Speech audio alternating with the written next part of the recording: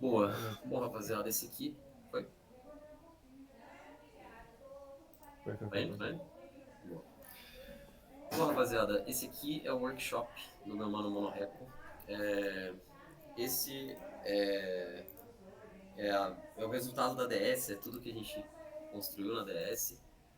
E vai ser onde todos vocês, tanto back, quanto front web, quanto front mobile, vão estar rodando aí, vão estar mexendo durante os projetos que estão aí para iniciar, novos, né? E por isso é importante a gente comentar a estrutura dele. Mudaram bastante coisa em relação tanto ao treinamento de back quanto de front. Eu diria que foi tudo no sentido de simplificar mais as coisas.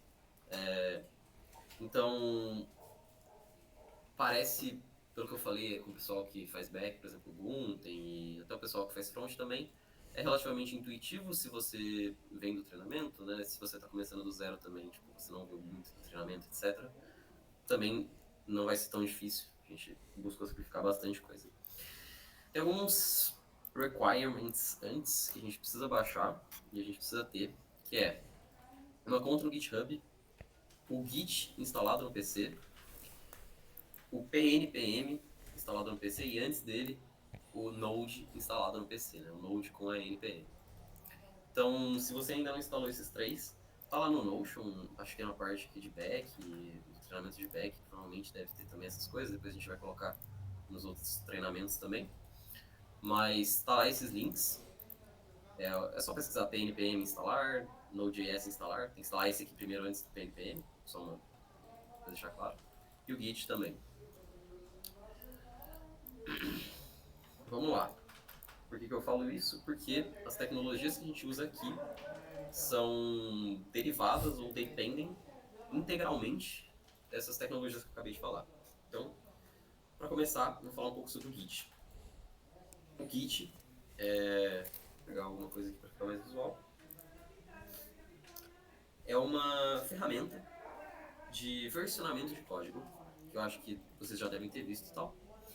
E ela é muito importante no contexto de você estar trabalhando no monorepo. Por quê?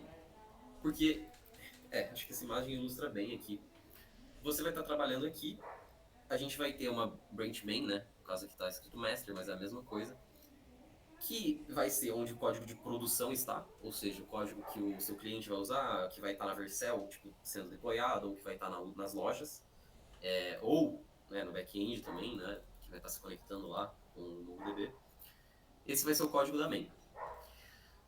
Você, como analista de front, vai estar mexendo em coisas da pasta web ou da pasta mobile aqui dentro, né, da parte de front, né, aqui. E aqui, ó, na parte de front-end. E o seu analista de back vai estar mexendo na parte dele de back-end e fazendo mudanças. O Git, ele faz algumas coisas como o merge que ajudam a conectar esses dois tipos de trabalhos quando a gente está trabalhando no mesmo repositório. É importante entender Git, é importante saber como funciona o Git. Então, aqui eu estou dando mais uma visão geral. Eu espero que vocês tipo, deem uma procurada. Eu vou mostrar alguns exemplos aqui, mas espero que vocês deem uma procurada e tal, e na questão do Git, como ele funciona e tudo mais, questão de comandos. E agora eu vou mostrar um exemplo, supondo aqui que vocês já têm o Git instalado, né, de como que a gente trabalharia num projeto tradicional. A primeira coisa que vocês têm que fazer, né, para iniciar um projeto, ou nesse caso aqui, para forcar um projeto, para testar algumas coisas, é clonar o seu repositório. Nesse caso aqui, esse é o repositório monorepo, então ele não é o repositório que você vai clonar. Você vai forcar ele em tese, que aparentemente não está como template, agora está como template. Então, você vai clicar aqui em usar como template, quem sabe faz ao vivo, né? E aí você vai criar um novo repositório, eu vou mostrar aqui de exemplo. Você vai colocar o nome do seu projeto lá, né? Recomendo que você faça isso com o seu time depois, então isso aqui faz como um teste, se quiser agora. Sei lá, da Ambev aí, acho que tem para começar, né? Ambev teste. Não precisa incluir all branches, público. eu já explico sobre branches e a gente vai criar o repositório na, em tese, PolyJunior.org.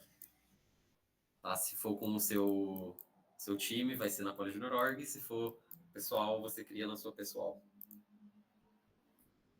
Vou demorar um tempinho aqui para gerar o repositório, né? Com o nosso template do MonoRep.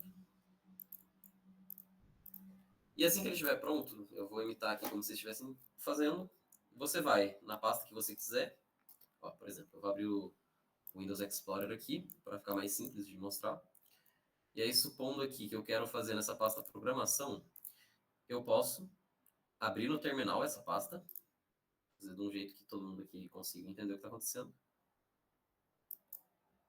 E aí você vai digitar git clone e o link que vai ser gerado aqui, que é esse link aqui. Você clica em... Opa! Fiquei sem querer aqui, mas você clica aqui em code e copia o HTTPS aqui, o do Git. Aí você vai dar, né, vamos voltar no terminal, git clone e o link. No meu caso aqui, eu já fiz isso com o monorepo, né, o repositório padrão do monorepo. Então, o que eu vou mostrar aqui vai estar sendo aplicado, né, no monorepo, mas eu vou mostrar aqui como que ficaria no de teste aqui. Você criou isso aqui, tem algumas opções, você pode entrar no VS Code e aí você open folder e achar aquele folder, ou do jeito mais simples você pode só fazer isso aqui, codeambev.test. E ele vai abrir o VS Code com o seu repositório. Isso aqui sim, você vai dar open e enfim, tá aqui seu repositório. Você vai começar a codar. Bom, vamos lá. A parte de branches é bem importante de falar de Git. Acho que o principal que tem que ficar frisado aqui é que a gente vai usar muito Git e GitHub. Tipo, são as duas principais ferramentas do monorepo, é o Git e o GitHub. Tá. Sobre o Git, quando você começar a codar, eu vou voltar aqui para o repositório, para você abrir um terminal no VS Code, você clica aqui em New Terminal. Eu estou usando o GitHub Bash, dá para você escolher aqui, eu uso, enfim.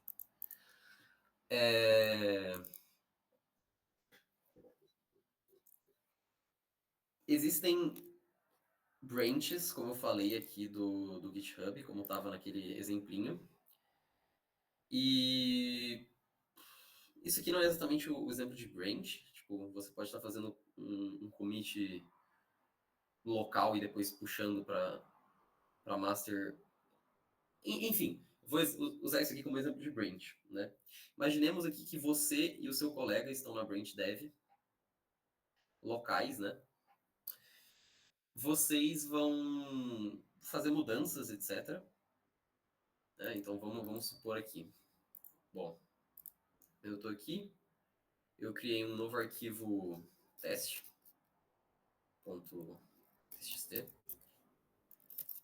Eu estou na branch dev, eu quero commitar ele, então eu vou dar git add, git commit na branch dev, né? E a gente usa um padrão que é o fit, dois pontos, alguma coisa para alguma feature, fix, se você está arrumando algum bug, e alguns outros, tipo chore e major, mas fica a opinião de vocês. Tem gente que usa emoji aí, tem bastante dev que usa emoji. Enfim. Enfim, você vai comentar aqui o seu. Adiciona bloco de texto.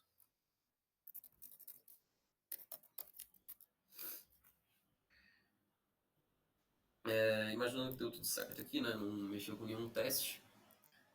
Você comitou na sua branch dev local, no seu galho, digamos assim, né? No seu ramo local. Você vai ter que dar git push origin dev para mandar para opa, a dev global, ou a dev na nuvem, ou a dev no GitHub, que é que seu colega vai estar usando também, né? Então, antes de você dar o push, você vai dar um pull origin dev. O que significa push e pull? O push ele empurra para GitHub. O pull ele puxa É estranho, né? Ele puxa para o local. E, enfim, você sempre vai fazer isso, você vai dar um pull, e depois você vai dar um push.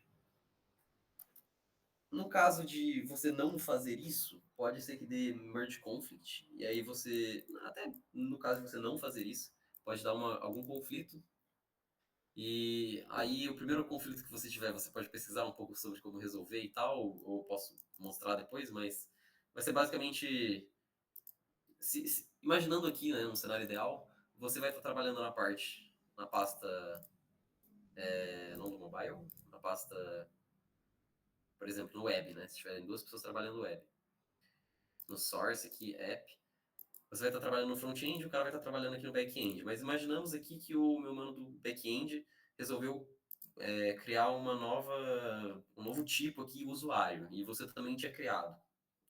Vai dar um conflito e aí você vai ter que comunicar, né? Vai ter que falar qual que é a ideia disso aqui e tentar juntar as duas coisas que os dois fizeram para resolver. Só adiantando algumas coisas que vão acontecer. Mas é isso de Git. Agora eu vou remover esse arquivo aqui, né? E fazer um outro commit, só porque eu tô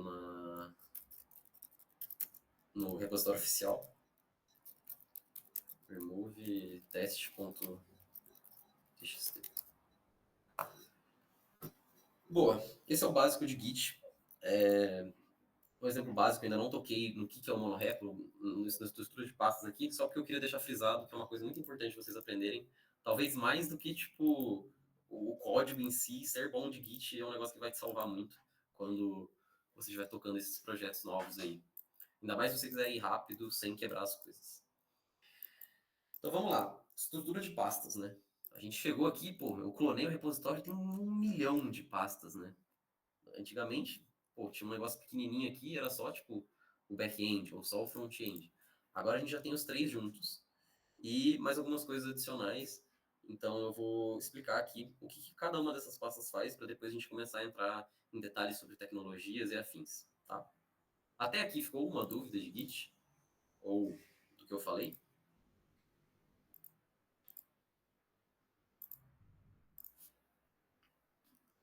Acho que tá tudo certo aqui, né? Não, tô suave. Tá, boa. Recomendo vocês aí tentando também, tipo, clonar, mexer, brincar. Mas boa, agora que passamos de Git, que é tipo o passo zero, a gente vai para o passo um, que é entender isso aqui. O que é isso aqui?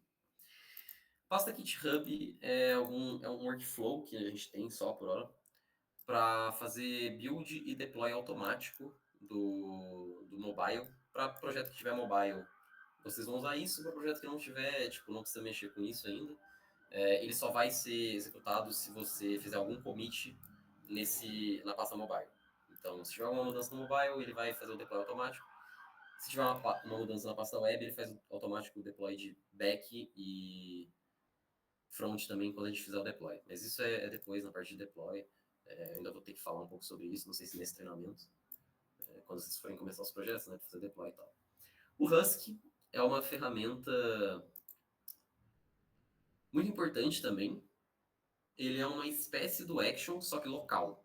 Então, ele vai fazer algumas coisas locais antes de você jogar para o GitHub. Por exemplo, antes do commit, por hora a gente só executou isso na pasta testes, a gente só fez testes para web, mas ele, a depender do repositório que você está, ele vai testar, né? Se você está no web, que ele vai fazer os testes do web, que são tipo, o usuário deve poder se logar, o usuário, pô, quando ele, sei lá, não tiver logado, ele não pode comprar um produto. Coisas assim que você pode usar no seu projeto, ou, enfim, seu PM pode definir, alguém pode definir para você, ou é recomendado também, né? Os analistas até definem testes assim para manter a qualidade do projeto. Não precisa ser algo absurdo, é só para garantir que, tipo, se você mudou alguma coisa, seu projeto não quebre inteiro. Essa é a nossa ideia. Enfim, ele também faz algumas coisas para push, especificamente na main, para evitar que vocês puxem na main, como eu falei. O ideal é vocês. Eu acho que não inclui a branch main quando você começa um projeto, então voltando rapidinho no GitHub, você estará inicialmente na branch main quando você começar seu projeto. E como eu falei, você precisa. Deixa eu dar um pull, como eu fiz o merge e tal lá, ele está atrás. né, o pull na main. Então, quando você iniciar um projeto, você vai dar git switch -create dev, que ele vai mudar para uma pasta criada nova, uma branch criada nova, chamada dev. E, enfim, se já existir, vai estar assim, se não existir, você só tira o "-c", e ele vai mudar para dev, você começa a codar na dev. É bem ideal que você nunca code na main, ainda mais porque se você estiver codando na main, aquele problema que eu falei de, tipo... Problema não. O merge que eu falei aqui, de vocês estarem no mesmo ramo, e vocês, tipo, jogarem para dev, e depois fazer um PR lá na nuvem, tipo, fazer um PR público, né, que tipo, as pessoas veem e tal, e tem um bot de PR agora também, depois, não sei se o Matheusinho vai falar sobre. Tipo, novamente, não sei se eu mostrei aqui o que é um PR. F. Calma aí. Eu vou mostrar o que é um PR, desculpa, gente, eu esqueci. Como eu falei, se dá um push na dev, ele vai mandar as mudanças que você fez locais aqui, e você chegando lá no GitHub,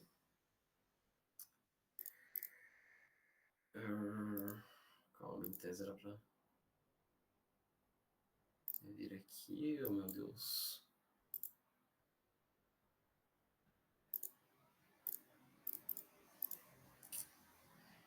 Enfim, tipo, quando você mandar as coisas da dev, vai aparecer um botãozinho aqui de fazer um PR. E um PR é basicamente um pull request que ele vai... algumas mudanças que você fez, tipo, você, sei lá, conseguiu... Você removeu algumas bibliotecas desnecessárias. Tipo, você foi removendo uma por uma, depois de um projeto longo, não sei. Aí você fez alguns commits nesse sentido. Você vai mandar, né, um PR com o commit explicando. E aí seu parceiro vai ver também, né, quem estiver codando. E aí, beleza, o PM, enfim, as pessoas vão dar like lá no Discord e vão aprovar seu PR depois que elas derem uma olhada básica aqui por cima, o que você está fazendo e por que, enfim, se tiver algum erro, talvez te ajudarem. Essa era uma parte principal que eu esqueci de falar, então, erro meu. Não sei se vocês já estão familiarizados com isso, mas... Enfim, vou ter que voltar aqui no que eu estava falando. Enfim, é importante não comitar na main. Por causa do PR ali que eu falei, porque se você comitar direto na main e o cara tava mudando uma coisa na dev, pô, vai dar conflito. Não é o fim do mundo, mas é bem problemático. Tipo, pode dar bastante problema de conflito e tal, e vai atrapalhar. Isso aqui são algumas configurações só do VS Code para deixar nossos projetos por padrão, assim, tipo de tab e tal, né, que é a tabzinha. Você pode mudar se você quiser. Outra pasta aqui que a gente tem é o Bruno. Isso aqui é tanto para front quanto para back. E ele é um sistema que o Gunten vai falar no treinamento mais, mas é para testar a API.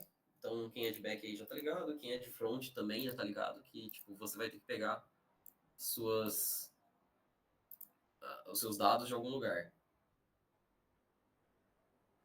Enfim. Eu esqueci de setar o domínio, esse é um projeto pessoal. Ele vai te ajudar a setar todo esse tipo de coisa e você também consegue fazer commits nele, tá ligado? Toda vez que o back-end mudar alguma coisa, tipo, criar uma pasta nova, enfim, aqui, esse Bruno aqui eu ainda não abri aqui.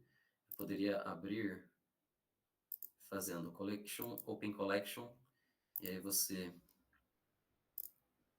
entra, né, onde você colocou, monorepo base ou teste aí que eu coloquei.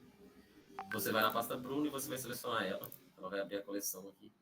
Agora tem 2 Noctilus, porque é o nome da minha coleção. Mas, enfim, se você mudar alguma coisa, criar uma nova pasta, ou um novo request, ele vai atualizar. E aí você precisa commitar, né, para o seu front-end ver que você mudou alguma coisa. Deixa eu deletar aqui. Isso é uma parte bem legal do Bruno que a gente não tinha facilmente assim com outros softwares. Pasta mobile é o Expo, é o front mobile. Back-end acho que não precisa mexer nisso. E acho que o principal aqui que é mais relevante em questão de tudo é a pasta web, e dela decorre aí o back e o front. Tem estruturas e tem pastas específicas para, tipo, o front, por exemplo, a pasta componentes, ou mais voltadas ao back, tipo, no geral, a lib, são coisas de back no geral. Nesse caso aqui eu acabei não fazendo muitas coisas de back, mas enfim, isso aqui seria em teste de back.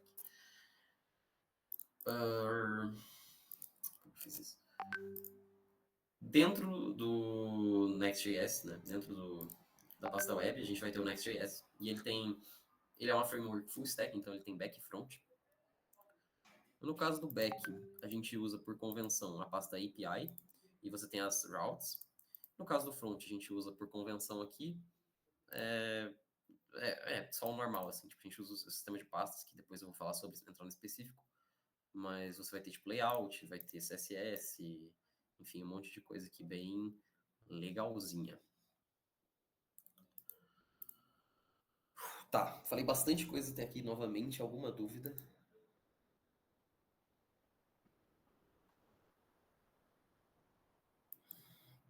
Tá, boa. Nenhuma até agora. Boa. Tá, acho que é isso de estrutura de pastas e parte mais geral. Bem importante. Eu estou usando aqui também o PNPM, esqueci de falar, antes de iniciar um projeto. Você tem que instalar as dependências do NPM, né? Do Next, enfim, essas coisas que estão aqui no package.json, tanto do mobile quanto do web. Para isso, você vai baixar lá o PNPM e chegando no projeto, você vai dar PNPM install. Então, enfim, o meu está up to date aqui. E, enfim, ele demora às vezes um pouquinho e ele também testa algumas coisas se precisar. Tipo, ele vai dar o generate do Prisma para o back-end e, enfim, isso aqui é mais, na verdade, para Vercel. Tipo, mas é importante também ter isso. No caso do Prisma mudar, por exemplo, de versão e tal, ele precisa gerar de novo.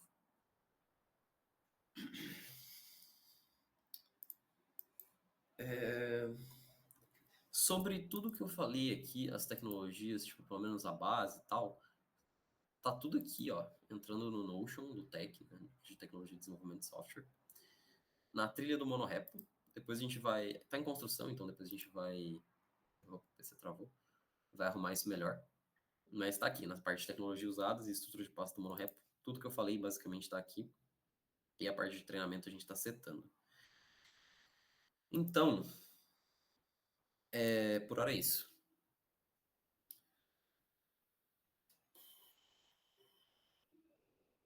Sobre a parte geral do Monorepo, ficou alguma dúvida de, tipo, como você pegaria, entraria num projeto e começaria, tipo, a abrir as coisas dele e entender como ele está funcionando?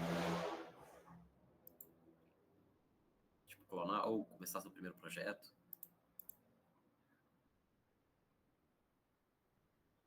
Não, acho que tá de boa mesmo aqui, ó.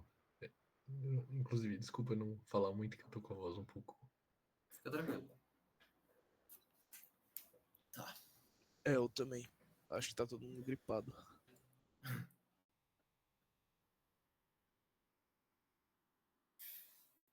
Tá. Bom, eu vou agora mostrar para vocês como codar efetivamente, né? Que a gente falou, mano, não codamos ainda. Então, começar um pouco na parte de back, pra gente ter uma noçãozinha. E só explicar os comandos também, né, do PNPM, como a gente fez aqui, né? Tem o PNPM install, você vai instalar as versões.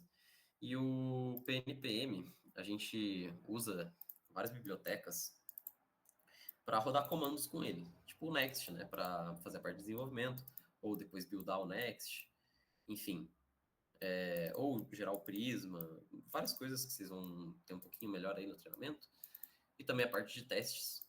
E para a gente rodar esses comandos, a gente só faz tipo PNPM e o comando. No caso do Next, no caso da pasta web, né, primeiro, vamos entrar na pasta web, cd web, a gente usa o comando dev. No caso do mobile, você vai usar o comando start. Questão de preferência do Expo, ele por padrão. O comando dele é start para começar e fazer coisas.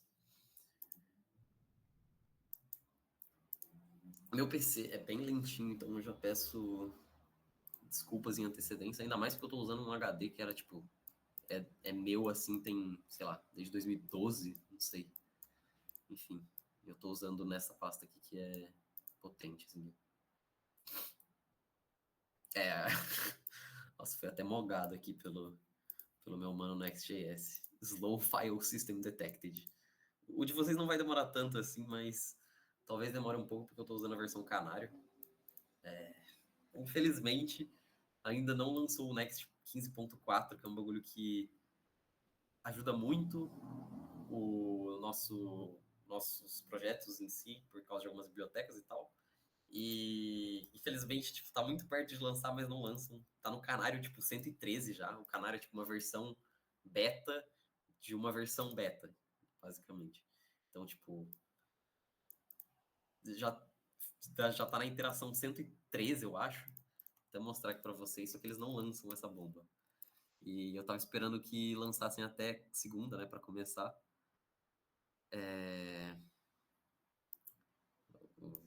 E a Chapo aqui ainda não lançou o 15.4. Aí, ó, 114, mano. Os caras não param de lançar canário e ainda deve estar.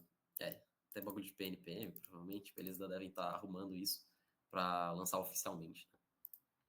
Enquanto isso, a gente tem que seguir na canário. Quando atualizar, eu vou avisar vocês, porque aí vai ter que atualizar todos os projetos. Boa. Tá, back-end pra começar. Começar pelo piorzinho, né, rapaziada? Mentira.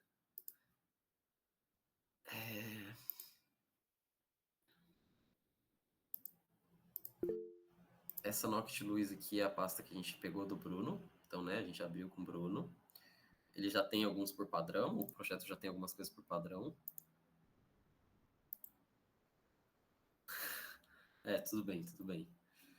Mano, então é a segunda melhor parte, né? A gente vai codar aqui agora. Nossa, olha isso aqui, mano. Nossa. Ah, tá.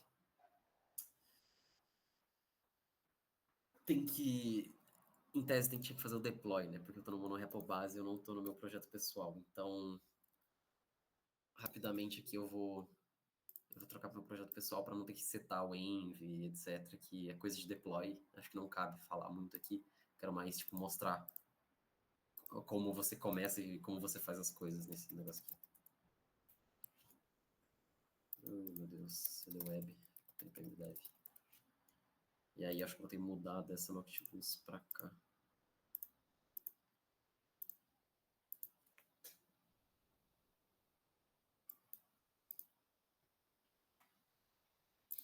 O ponto env que eu não falei é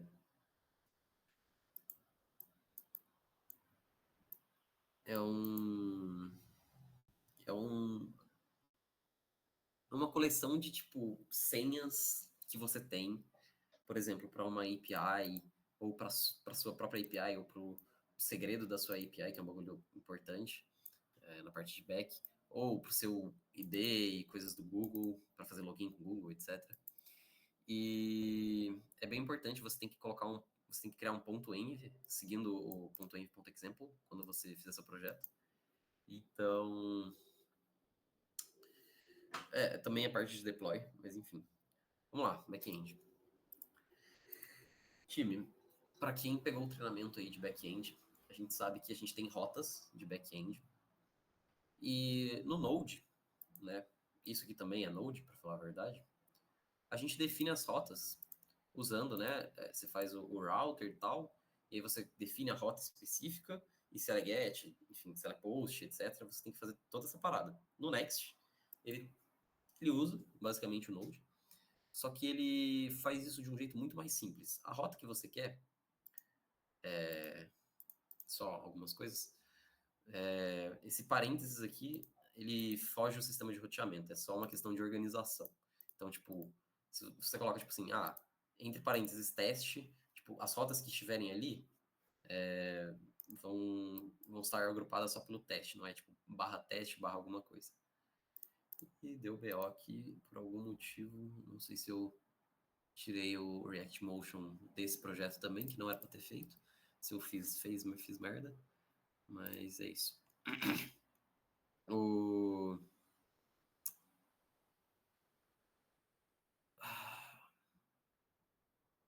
Tá, sistema de roteamento do Next. Para front fica mais fácil explicar isso. Para back também é intuitivo, talvez. Eu vou tentar explicar. Quando a gente começa no app aqui, o app é o app. Tipo, é o que a gente vai estar aqui quando a gente abrir o link no seu navegador. E ele é o que faz o... É o servidor que controla o HTTP e o HTTPS. Então, aqui dentro do app é como se você tivesse tipo, suas rotas HTTP. Então, o back-end, como eu falei, quando ele está no parênteses, não importa. E a API, aí sim ela importa. A API, o barra API já é uma rota em si. É que não tem nada nessa rota, porque eu não coloquei nada na rota API especificamente, eu coloquei coisas dentro, API barra alguma coisa, tipo barra matéria. Aí, ó, lá, API barra matéria.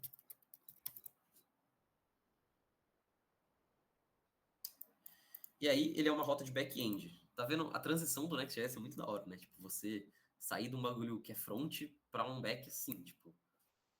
Isso é uma framework full stack que a gente chama.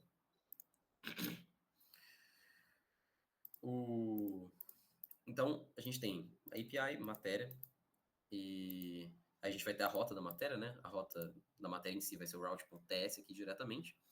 E aí, nesse caso aqui, eu estou exportando uma função get, também poderia exportar uma função post, etc. O seu navegador, no caso, estou exportando uma função post, pode exportar patch, etc. E ela vai receber um request e vai retornar uma response, né? Todos eles, na verdade, o get, eu só não coloquei os parâmetros, mas eles vão receber o request, você pode fazer algumas coisas com o request, tipo essa função utilitária aqui que eu criei, e vai retornar alguma coisa. O que a gente está usando de back-end? Vou falar de tecnologia aqui, se vocês quiserem dar uma pesquisada mais, assim, tipo, tô falando isso para quem for, né, entrar nas tecnologias e afim. Tem o tutorial aqui do Gunten. O meu é uma descrição das aulas que o Gunten em tese faria, não sei se já fez ou está gravando, não lembro agora. E ele explica, tem alguns links úteis também, e explica as tecnologias que a gente está usando. Por exemplo, o MongoDB e o Prisma, que é o banco de dados, e o que está lidando com o banco de dados, o Zod, que valida, tipo, eu quero, sei lá, eu tenho um usuário e ele precisa ter uma senha de no mínimo 6 caracteres. Então o Zod vai facilitar fazer isso. Ele é bem juntinho com o TypeScript, tipo, mano, é uma dupla e tanto. Também tem o BetterAuth, que é o que a gente usa para fazer a autenticação. É uma biblioteca, pô, muito da hora, open source. Mano, é o Clerk, só que open source, basicamente. É muito bom mesmo. E não é tão bom quanto uma biblioteca paga, mas muito bom. Conecta com, tipo, todos os bancos de dados, conecta com Google, GitHub, sei lá, mano, um monte de coisa que você quiser que tem.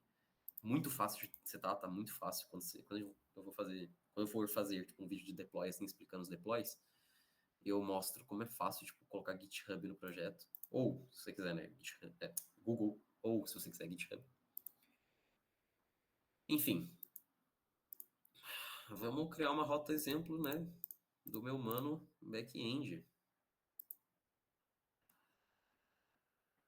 Vamos lá. Dentro da pasta API aqui, eu vou criar uma nova pasta e vamos chamá-la de teste. Então vai ser barra API barra teste no nosso link. Vamos criar uma rota aqui, route.ts. A gente vai exportar uma função assíncrona, get. E aqui, se a gente quisesse, a gente podia só retornar, a gente pode literalmente retornar o que a gente quiser, né? Next response. E... Nossa, eu esqueci a sintaxe rapidinho. Mas é isso, é .json. E você coloca, sei lá, isso aqui. Tô errado? Não, status do 201. Só para indicar que foi tudo certo.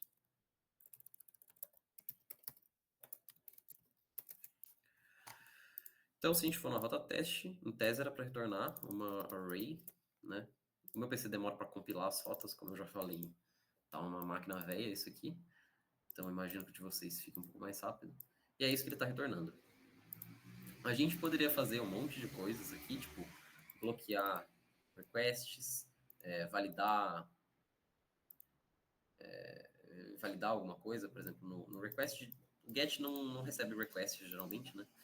Mas poderia fazer isso nesse caso, mas no caso de um post, geralmente, você pode validar se ele está autenticado a fazer isso. Você pode definir algumas roles também, de tipo, quem pode acessar, nesse caso aqui só super admin e admin. E validar também. Aí você cria o esquema com o Zod. Isso aí também, novamente, como eu falei, aula de back, mas o flow é esse. A gente vai receber o request, pega o request, vê se é válido. Sei lá, puxa alguma coisa do banco de dados, DB, para validar ou para retornar, e aí você retorna. Ou, se der algum erro, você verifica os erros, né, com o try e o catch. Tem um sistema meio que padrão para ver os erros, que é isso aqui, que é tipo, se ele for erro do next, você retorna o erro em si. E se ele for um erro comum, aí você pode buscar as coisas. E no final você retorna um error handler do Zod, que ele termina a validação. Tipo, se for um erro de validação, assim, sei lá, do body aqui, por exemplo, ou disso aqui, se eu não me engano, ele pode, em algum momento, se der BO assim com o Zod, ele vai retornar isso. Então é importante proteger com essa função aqui que eu criei. É isso, né, mano? Back-end muito simples. Tem a parte de esquemas e tem a parte de... esquemas é o que eu falei, né? A parte de validação. E serviços é a parte de o que se comunica com o banco de dados. Isso aqui é só para facilitar em questão de importação. É só tipo, para não ter que importar auth barra password, você importa só do auth, e aí você exporta as coisas do password. Enfim, um bagulhinho legal depois se quiserem usar. Isso aqui é coisa de autenticação. Isso aqui também é coisa de autenticação. Acho que a maioria dos projetos nem precisa mexer nisso aqui. Talvez colocar outras coisas aqui. Sei lá, para matéria aqui. A função, o serviço, né, get all matérias, ele vai invocar diretamente o banco de dados, coisa que o controlador, que a gente diria, que é isso aqui, não deveria. Então, no exemplo de conseguir pegar as matérias aqui, a gente valida e tal, e se der tudo certo, a gente chama um serviço. A gente não mexe direto no banco de dados na rota, tipo, a gente mexe na rota, mas não no arquivo rota. Tipo, a gente puxa de um serviço. Acho que é o melhor jeito de explicar isso. Meu mano Gunten aí também vai fazer uma boa explicação. Tá. De back-end, ficou confuso? Ou deu para entender? Tem algumas utilitárias aqui também, tipo nessa pasta utils aqui. E hooks, não. Talvez aqui você pode definir alguma lib ou alguma utilidade também, se quiser para o back-end. Tipo de validação aqui. Aí, ó. Algumas utilidades de validação que eu usei. Mas eu acho que isso aqui eu estou usando mais para o front. A maioria das coisas do back vai ficar nessa pasta source /app /backend. Tem o Prisma também, né? Importante falar, né? O Prisma é o que vai definir os modelos aí do seu banco de dados. Quando você começar um projeto, meu modelo é gigantesco aqui desse projeto padrão, então talvez eu dê uma diminuída lá no monorepo base, mas enfim, você vai ter que deletar tudo isso menos as coisas relacionadas ao usuário, que são o user lá e daqui para baixo. Vou até falar. Evitar mexer. Daqui para baixo. Porque isso aqui é coisas que o BetterOff precisa e que a gente usa para o BetterOff também para criar roles e tal. Então já tem bastante coisa setada por padrão. Além disso aqui, ó, não mexer.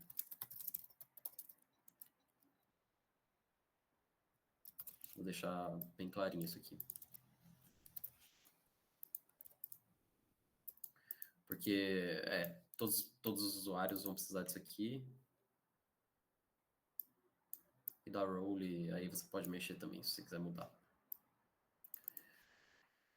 Boa. Alguma dúvida em relação ao tipo básico do back-end? Assim, alguma coisa que vocês gostariam de ver sendo feita e enfim? Tipo, dá pra gastar mais uns minutinhos aí falando de back.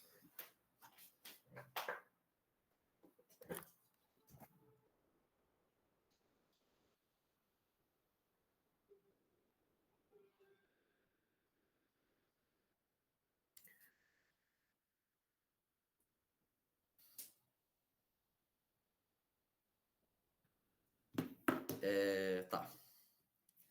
Tem que separar depois os vídeos tipo, específicos, mas acho que não, na verdade. É bom o pessoal saber um pouquinho como funciona o trabalho do amiguinho.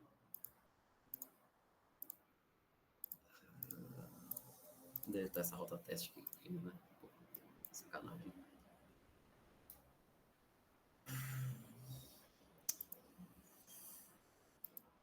Uma coisa importante também, tanto para back quanto para front, que eu não falei, é que tem uma pasta testes aqui, e é onde você define os seus testes de integração, de Unity, se você quiser. E você pode fazer um mock das coisas. A maior parte dos testes eu acho que deveriam ser feitos para back, tá? E algumas funções utilitárias de front, no máximo. Porque o que principalmente dá problema, assim, quando você mexe alguma coisa e começa a quebrar o resto, é, no geral, back. O front, pô, você fez uma tela, beleza. Difícil que você pode mudar até um componente que pertence a algumas telas, e aí você tem que pensar. Mas é difícil que, tipo, quebre um aplicativo se você mudar alguma parada. Então, o foco nosso aqui é, tipo, fazer testes relacionados ao back. Também é algo, se vocês quiserem se aprofundar e tal, é só dar uma olhada aqui. Vai chegar com alguns testes padrões, então você vai ter que deletar ou comentar. E aí depois você pode setar alguns testes antes de você começar a sua sprint. É bem suave, tá ligado?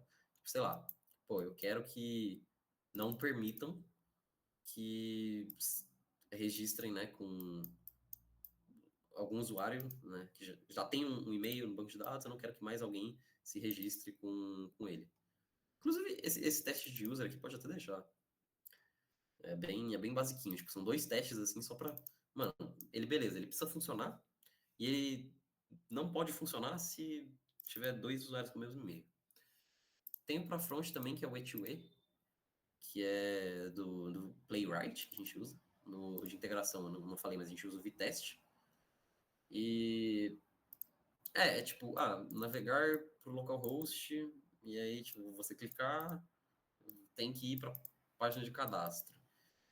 Na minha opinião, são alguns. Você consegue fazer testes muito importantes E2E ou fazer completamente inúteis. Então, tipo, se você é de front, você tipo, precisa de um bagulho extremamente complexo, assim, e sei lá, tem alguma medida clara que mostra que o seu negócio tem sucesso, ou uma medida clara que ele não tem sucesso, aí você cria um teste E2E, end-to-end, né, que a gente fala. Mas fora isso, não sei se precisa muito. E para testar, como eu falei, tem no package.json aqui os comandos, você dá o teste, ou você dá o teste E2E. Tipo, o teste aqui é o teste de integração, não está especificado, mas é isso. Vou até deixar aqui. Não lembro como eu comento isso aqui. Teste de integração. Ei, acho que nem dá para comentar. Enfim. Enfim, esse aqui é o teste de integração, esse aqui é o teste end-to-end. A parte de coverage é só para ver o quanto dos seus códigos estão sendo testados. Ele faz uma métrica mais ou menos assim. Pode ser útil, dependendo da situação, para você ver, tipo, gargalos. Tipo, eu não estou testando nada da pasta API, tá ligado? Tipo, nada da pasta matéria, tá ligado? Às vezes é um bagulho importante. Vamos lá para a parte legalzinha. Front. Front web, primeiramente. Mano, Front web, ele é um pouco mais complexo, a parte de páginas, assim, do que o back. Por quê? Se a gente voltar aqui para o localhost, eu vou mostrar isso. A parte inicial aqui, né? A página inicial, a gente tem o layout que é do front, na pasta direta da web aqui. Isso aqui tudo é do front, né? O favicon, que é aquele íconezinho aqui no canto. O CSS global, que são algumas coisas que você deve mudar, assim, começando o projeto, mas tem bastante utilidade aqui se você quiser usar, copiar algumas coisas, fica à vontade. Só não pode mexer isso aqui para baixo, que é do ChatCN. Ele vai ser os estilos globais, tipo, eu tenho uma classe assim que eu uso em tudo que é lugar, sei lá, de botões aqui no meu caso que eu criei, ou do botão de login, do botão do Google, sei lá, ou uma transição que eu criei, uma transição da hora de CSS. São estilos globais. Você pode usar uma classe normal, ou você pode usar o utility, que é do Tailwind, e ele tem algumas coisas legais. Por exemplo, você pode criar variantes. Você pode usar variantes, tipo, para uma tela pequena. Você pode, basicamente, usar Sass. Para quem tá ligado o que é. É um CSS avançado, digamos assim, um CSS com mais coisas, sei lá. Você pode criar uma variante quando ele estiver focado. E aí é como se eu fizesse isso aqui. Só mostrar falando rapidinho. Ponto focus. Não, ponto não, né?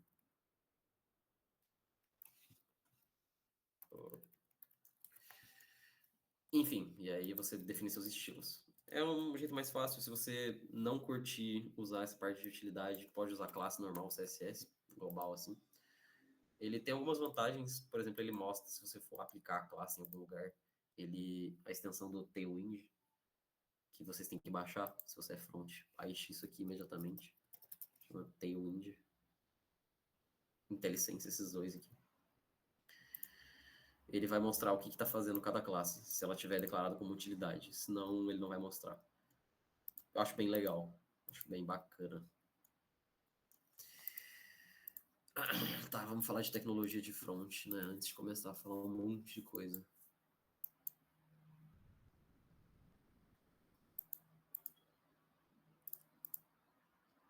Deixa eu tirar algumas coisas aqui. Novamente, a gente usa o Next. A gente usa o Tailwind CSS na web, como eu falei aqui. Tem o básicozinho. Você pode pesquisar um pouco mais de Tailwind, se você quiser. Tem o site oficial deles, é bem explicativo assim as coisas. E junto com o Tailwind a gente usa uma biblioteca de componentes que chama ChatCN. E ela tem componentes complexos que é bem core no job na maioria dos casos, tipo um carrossel. Para você fazer um carrossel funcionar em tipo todos os casos possíveis e ainda fazer um drag and drop assim legal, é potente, é complicado, então, pô, né? Às vezes a gente não precisa atirar no próprio pé. Tem uma biblioteca também de alertas, que é a React Hot Toast. Uma biblioteca legalzinha que eu uso. Pra, tipo, sei lá, o usuário logou aqui, supor. Só compilando ali.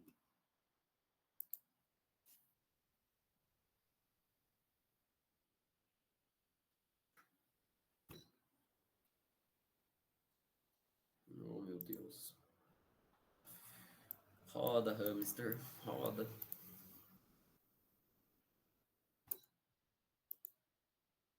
Olha que demora. Boa.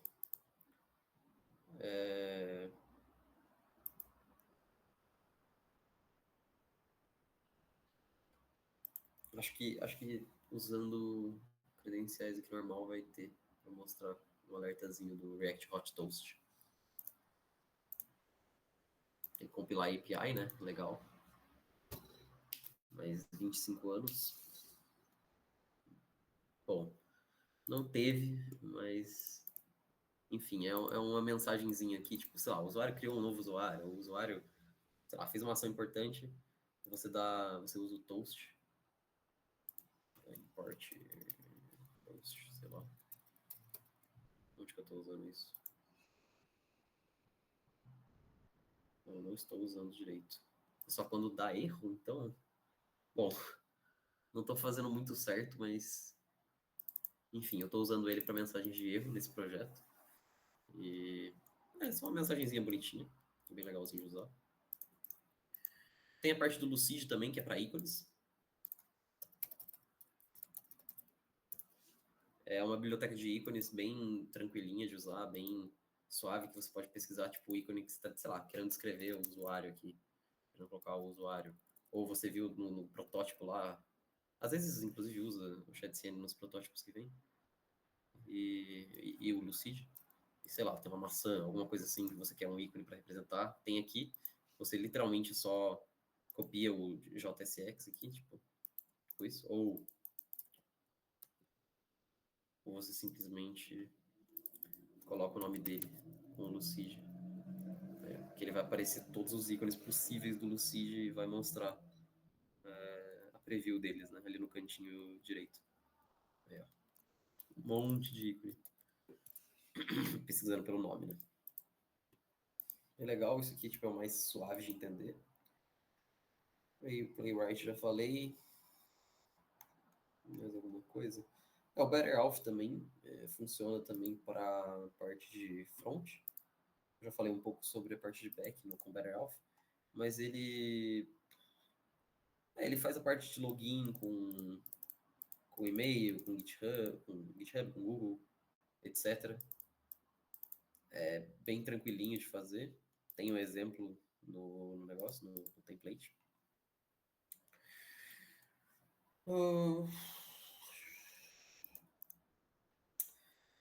Vamos mostrar um pouquinho, né, das coisas funcionando. Vamos dizer que eu quero um novo componente aí da ChatCN. Depois eu quero estilizar ele. Então a gente vai aqui na ChatCN. ChatCN com o Tailwind acho que são partes complexazinhas do projeto. Então, sei lá, componentes.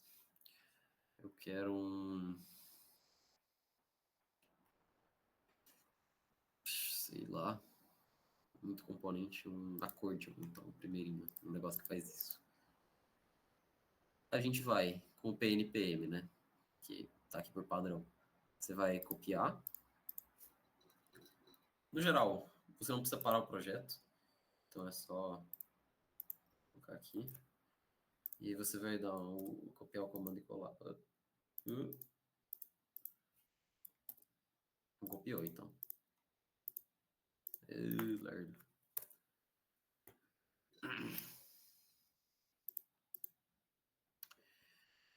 Ele vai executar aqui, vai adicionar. Nossa, meu PC tá muito travado. Enfim, depois você pode usar ele. Eu vou já colocar ali na página inicial. Nossa, importante, né? Tipo, pô, como eu falei, o roteamento tinha explicado um pouco na parte de back, mas o roteamento de front funciona de forma similar. Só que em vez de tipo, só ter o route, ele tem o route.ts aqui do back, ele tem o layout e tem a page.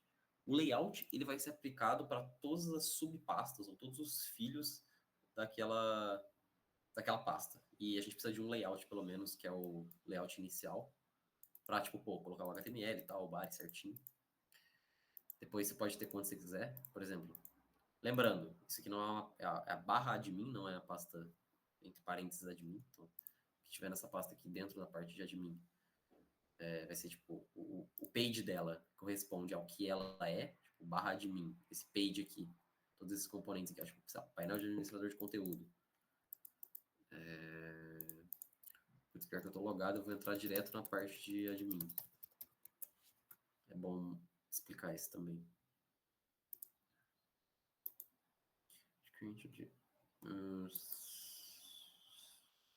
Putz, eu fiz bosta aqui. Era pra ter ido na pasta web, né? Tava fora da pasta web, por isso que demorou tanto.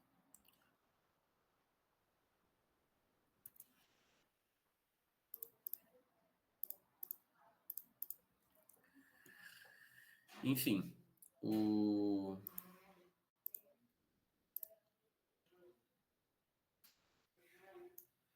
Next tem algumas partes. arquivos especiais, como eu falei, tem o layout, que é esse layout, né, de todas as subpastas. Tem a pasta pages, que vai corresponder ao roteamento que a gente tem. Então, vamos supor aqui, no app, a gente entra no app e não tem nenhuma pasta pages. Onde que está a nossa page inicial, né, do barra, tipo, só barra, a parte inicial. A gente vai achar ela aqui, no meu caso, tá aqui, porque tipo, é o landing pages, né? Então ele não faz nada. E landing page é um nome bonitinho para a página inicial, tipo, uma página que o usuário chega, né? Que ele dá o land. Então é tudo aquilo que a gente tem na página inicial, né? Tipo, aprenda do seu jeito, não sei mais o que lá. E não deu porque eu estou rodando o comando aqui, então eu realmente teria que parar ele para colocar um componente novo, e é o que eu vou fazer. Meu PC vai demorar 25 anos para voltar a rodar o Next. Mas é isso, é a vida.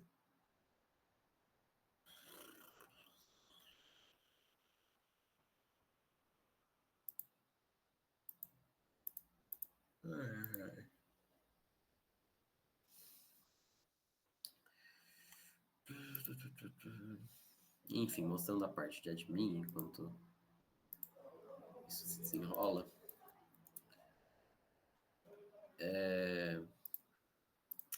A parte de admin é protegida, né? Só pode admin e super admin como uma role. E onde que, pô, de onde veio essa proteção? Veio do middleware do Next, que é uma coisa que é aplicada antes de todas as... Calma, na verdade. Deixa eu ver se... Não, tá certo. Veio do middleware do mano Next.js, que eu não lembro onde eu coloquei. Aqui, tá. Novamente, como eu falei, o Next tem algumas pastas barra arquivos especiais, né, sistemas de pastas barra arquivo especial, e dentro da pasta source aqui, um arquivo especial, muito especial, que é tanto para back tanto para front, é o middleware, que ele serve para entrar entre todos os requests, tipo, sem exceção, todos os requests. Você pode criar o seu middleware personalizado para alguma rota e tal, no back-end, é algo que acontece, ou em algum layout do front. Mas esse middleware aqui é o global, e enfim, tá aqui bem explicadinho o que ele tá fazendo, tipo, pô, no meu caso, eu defini, tipo, algumas rotas, alguns path names, algumas coisas que só podem ser acessados se o usuário tiver uma role específica, ou, pô, eu coloquei configurações de rota aqui, se dentro das rotas aqui, né, as rotas de redirecionamento, se o usuário estiver autenticado, né, e se a rota for uma dessas, ele vai retornar para a pasta de aprender. Então, tipo, eu não quero que um usuário autenticado, tipo, tenha que ir para a página de login, tá ligado? Pô, eu tô logado aqui. Ai, vai demorar 25 anos. E se eu entrar aqui e eu já estiver logado, como eu já estou, em tese ele tem que retornar para a pasta de aprender. Ó, já até fez isso.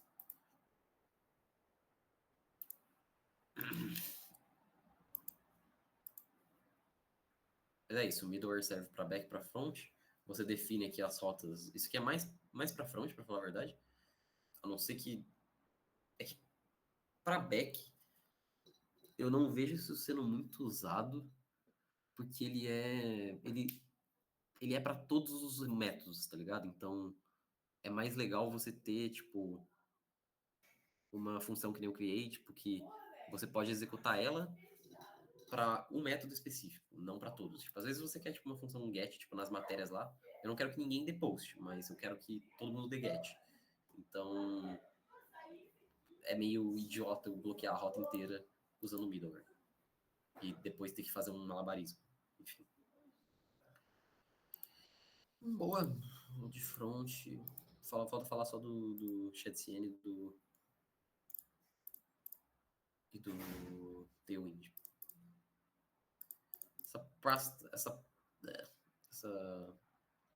página aprender aqui ainda não coloquei nada, então deixa eu ver onde está aqui, aprender. Pô, maravilha. Ela tá limpinha pra gente brincar com ela. Usando o Shadcn que a gente pegou, a gente vai ter sempre um exemplinho aqui de como usá-lo. E o ShadCN, como eu falei, é uma biblioteca de componentes, só que eles são bem modulares, então eu acho isso bem legal, na verdade, porque dá para você mudar cada coisinha do ShadCN. Cada itemzinho você consegue mudar ou não usar se você quiser, enfim.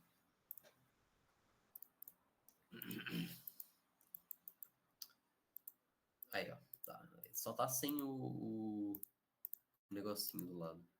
Eu gostaria, mas isso aí também é coisa que você consegue colocar com o Lucidio, eu imagino. Enfim.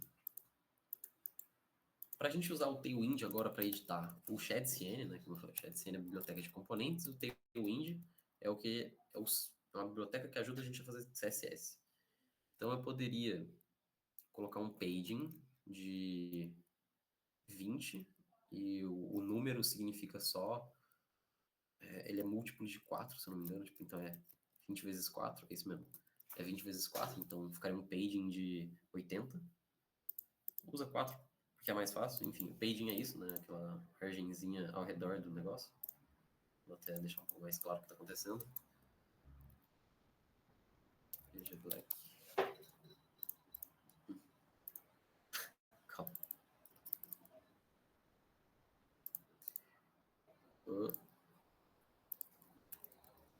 A gente pode setar cores, a gente pode fazer um monte de cores, ou usar as cores que a gente setou lá no globals.css, o tema, né, que a gente setou, pode usar variáveis, tipo fonte, etc. E ele tem algumas palavras especiais antes, tipo color, e pink 50. Pink 50, a cor pink 50 vai ser a minha cor, tá ligado? Tipo, se eu usar aqui pink 50.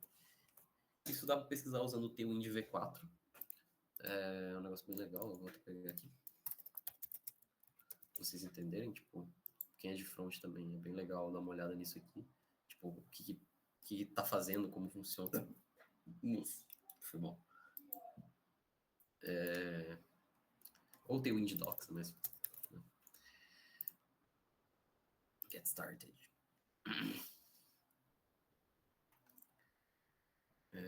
Core Concepts. Aqui.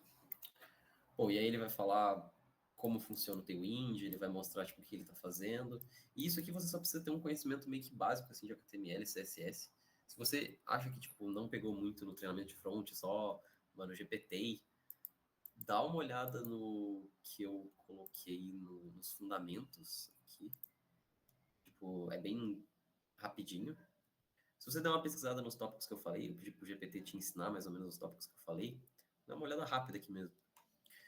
E, tipo, entender o básico. Tipo, mano, não sei nada de HTML, tipo, cheguei zerado do treinamento, só peguei React e não sei nada.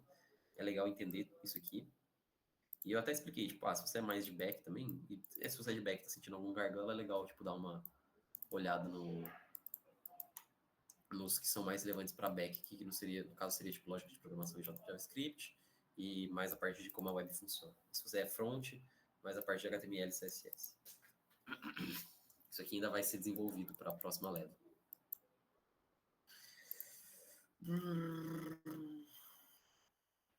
Tá, vamos continuar brincando aqui um pouquinho. Tem o Indie só para mostrar para vocês. Né? A gente está na page aqui. A page, né, ela tem que retornar uma função default, ela tem que exportar uma função por default. E essa função tem que retornar HTML, tem que retornar React ou JSX. Sei lá, posso criar uma div ao redor disso. E aí posso colocar ela como flex, e aí eu posso primeiramente tirar isso aqui. Segundo, colocar isso aqui como rosa e colocar vários deles.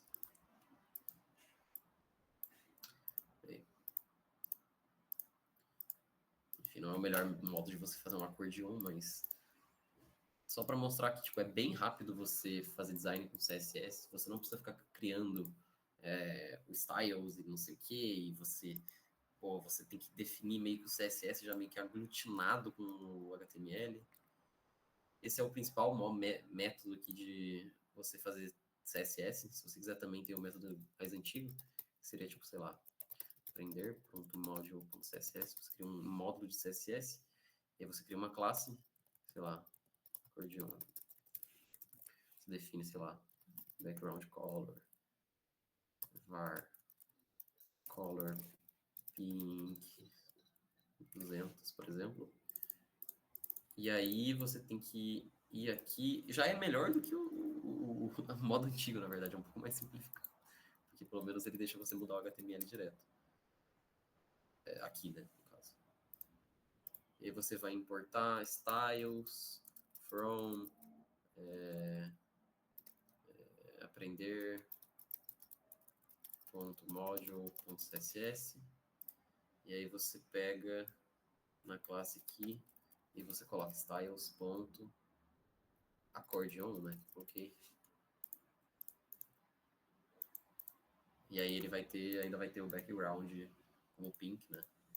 Novamente. Posso mudar aqui também, sei lá. A cor do pink, tonalidade. E é isso. Cor, no geral, a gente define tipo de 50 a 950, usando tipo 50, 100, 200, 300, 400, 500. É do mais claro, 50, até o mais escuro. E é assim que a gente coloca uma paleta de cores. Não necessariamente você precisa usar uma no projeto, você pode só usar as cores padrão, que o teu indie tem. No geral, são muito boas. Vou pegar aqui. É bom se acostumar com tipo, essas classes e tal. Tipo, é uma curva de aprendizado um pouquinho chata no começo, mas depois é muito legal. Enfim, tem bastante cor aqui que dá para usar por padrão. E se você não quiser também, tipo, você pode simplesmente usar, né, o CSS inline, color x, e 2, que é o jeito um pouco melhor, você usa a classe, mas você só força ela a ser alguma coisa, tipo BG, aí você coloca, sei lá, FFF. E aí você força um bagulho, você, sei lá. Vale para muitas coisas, isso é bem útil. Isso aqui.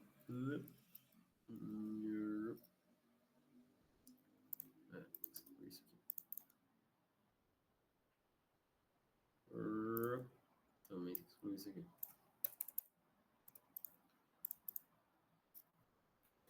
E aí, beleza, o background vai ficar da cor que você quiser, isso vale pra, tipo, todas as coisas. Se quiser, tipo, sei lá, border radius, né? Se você quiser deixar um negócio arredondado, você pode colocar, sei lá, quantos pixels você quiser.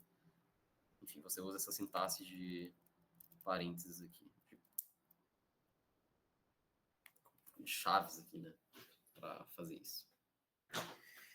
Até aqui ficou claro front web. Não sei se alguém aqui, tipo, tá muito interessado na parte front web, mas deu pra ficar razoavelmente claro pra pelo menos a rapaziada que curte back e tal. Tá. Espero que não tenha ficado tão corrido, mas aqui quase 9 horas, então tem que, né, acelerar. Tá, agora vamos para uma parte um pouco menos legal, na minha opinião, que é o front mobile. Não que seja ruim, mas eu nunca fui o mais chegado no front mobile. Para entrar no front mobile, a gente vai, né, vai voltar para a pasta original, vai dar CD mobile para entrar nele. E, como eu falei, o comando para executar o mobile é o start. Eu vou falar rapidamente do mobile, porque muito do que eu falei aqui já é bem similar. Tipo, você vai usar o BetterAuth também para autenticação. Tá aqui, inclusive, ó, Auth Client. E eu fiz um negócio bem legal aqui. Eu usei um contexto global aqui, uma função utilitária bem legal. Que eu dei uma testada boa e tal. Tipo, fazer esse sign-in, sign-up e tal. Pô, ficou bem legalzinho. Não tá tudo funcionando, mas tá razoável. Isso aqui, tipo, pô, salva muito se você precisar fazer login com o Google ou o que você precisar para o projeto de mobile, assim, tipo, meio que já vem pré-pronto. Então, acreditem que é um bagulho que ajuda tanto. O mobile, atualmente, ele tá parecido com o Next. Então, ele tem um layout para cada grupo de rotas, para cada rota, assim. E ele tem uma peculiaridade que não é exatamente um HTTP, né? Não é tipo barra aprender.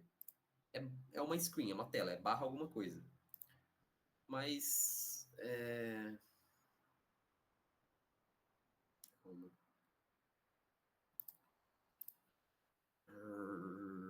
Deixa eu pegar aqui para mostrar. Eu ainda uso, né, por padrão, por convenção, o entre parênteses para simbolizar telas similares, mas não importa muito. Tipo, o layout também, né, para fazer o layout também. Só que é difícil, você não usa muito layout no mobile, vou falar a verdade. Você usa bem pouquinho. O HTML aqui também é para parte web, eu nem sei porque eu deixei, acho que é só do projeto em si. Tem algumas coisas especiais também, como eu falei, o NotFound. Também tem no front web, a pasta no NotFound, tipo, .tsx. O Expo tem mais na frente, não sei porquê. E no mobile, não é page também, você usa tipo, o nome do arquivo. Então, tipo, /alf, /login, e aí você vai exportar também, né, a função como React, você vai exportar algum elemento React. E esse vai ser seu link. Tipo, o link não é /alf. Nesse caso não tinha o page, né? Mas enfim, dá para entender. Tipo, é /alf, entre parênteses, /login. Não é mais, tipo, /login só, /alf, /login. Tipo, o Expo, ele leva meio que a rota literalmente. Nossa, a demora que foi isso, mano. Pelo amor de Deus. Tô precisando de um PCzinho. Enfim.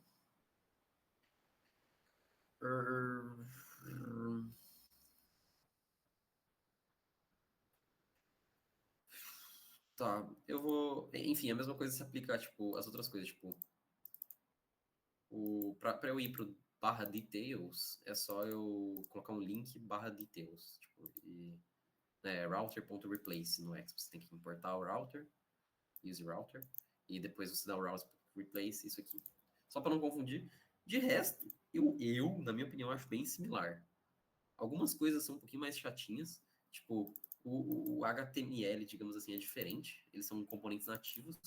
Então, tipo, uma view seria tipo uma div, e uma scroll view seria tipo uma div, só que você consegue scrollar no celular.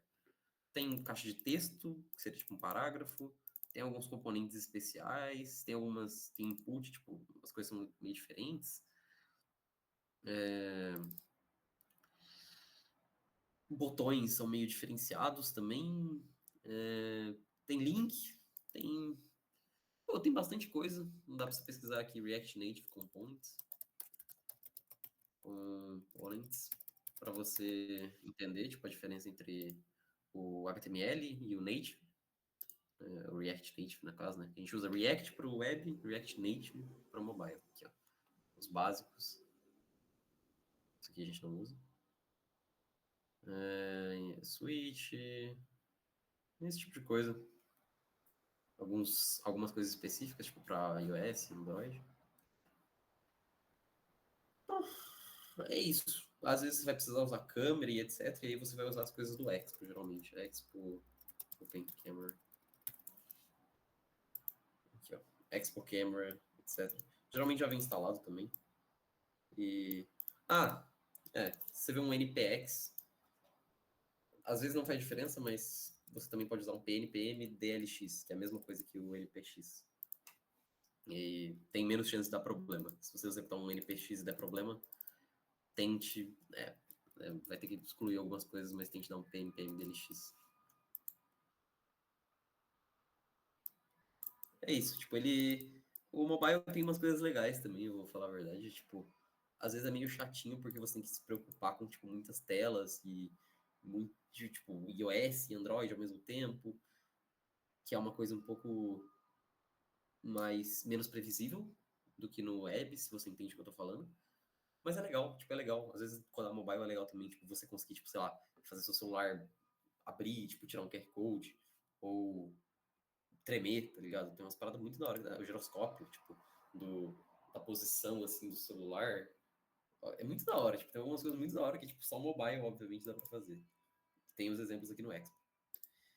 Mas é isso, tipo, pô, espero ter dado uma visão geral de onde vocês devem procurar informações, porque, pô, infelizmente, nosso treinamento aí ainda tinha sido na stack antiga e tal, a gente ainda tava rodando coisa de DS, pô, vocês vão ser os primeiros a estar executando esses projetos com esse template novo, né?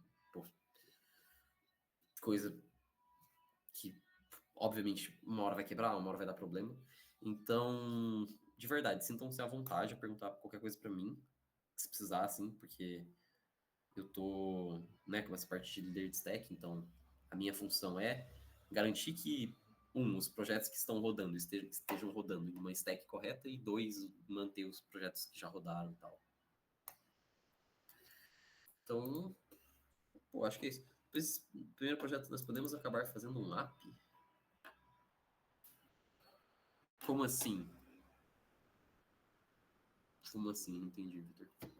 É que você explicou da parte de mexer no app, de programar, mas assim, pelo menos eu tô no aplicativo de web normal. Aí assim, depois do próximo, a gente já seria alocado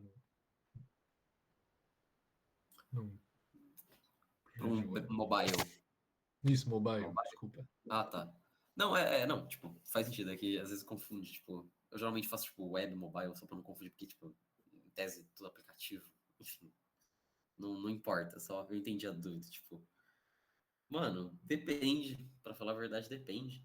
Eu cheguei também alocado num projeto de web, e aí, desde então, acho que majoritariamente fiz mobile, tipo, coisas mobile, porque é o geral que mais tem. Não sei se isso vai mudar, não sei como estamos. Mas enfim, no geral, tende a ter um pouco mais de mobile. Você pode falar isso aí com o Mateuzinho, questão de locação, se você quiser rodar um projeto mobile. É mais questão de preferência, acho que vai Mateuzinho não mais, rapaz. O outro Matheus, desculpe. Chapei. Matheus Araújo. É, enfim, é mais questão de gerência de pessoas, isso aí não é muito comigo. Tipo, não sei como que o pessoal faz muito pra locar assim e tal. Boa. Mais alguma dúvida, família? Tipo, qualquer dúvida aí em relação aos projetos novos, etc. A parte de deploy, eu tento fazer algo amanhã, tipo um vídeo amanhã. Mas em relação a, sei lá, mano, projeto que vai começar, tipo, dúvida, pô, como que eu faço, sei lá, um projeto aí que, mano, chat, sei lá, qualquer coisa. Fiquem à vontade aí pra mandar. Ou mandar depois também no grupo, no Zap.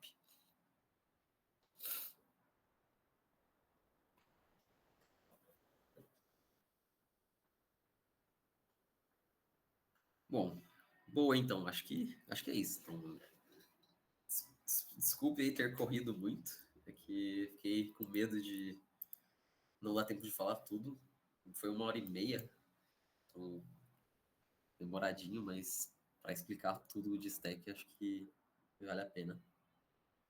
É isso, muito sucesso para vocês aí que estão executando projetos novos. Vocês são literalmente o futuro do tech. Precisamos que vocês sucedam aí e estaremos monitorando de perto. Essa figurinha, mano, maldito solteiro, cara. Bom, é isso. Foi a Valeu, família, valeu. Não.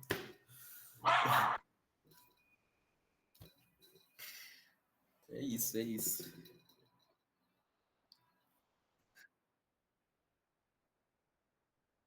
Tamo junto, Tamo... valeu, Bom, valeu. família, só para avisar também que a gente vai tentar editar direitinho aqui a gravação, separar em partes, tá? Para depois mandar para vocês também e ter tanto a versão na íntegra quanto a versão já editada aí para vocês poderem acessar mais rápido, fechou?